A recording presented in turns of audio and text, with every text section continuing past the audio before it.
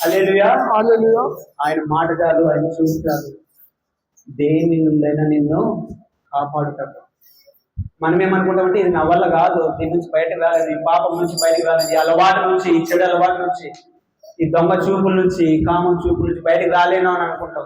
కానీ నీ శక్తి చేత కాదు, నీ బలం చేత కాదు, నా ఆత్మ చేత దీనిని చేతునని యెహోవా సెలవిచ్చుచున్నాడు.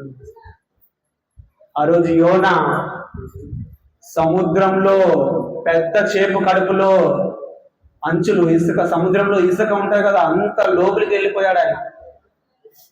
ఎన్నో ఒక 40 అడుగులు లోపలికి, 60 అడుగులు లోపలికి వెళ్ళిపోయాడు. అక్కడి నుండి కూడా మొరపెడితే ఆయన విడిపించాడు. నా శత్రువులు నన్ను చూసినను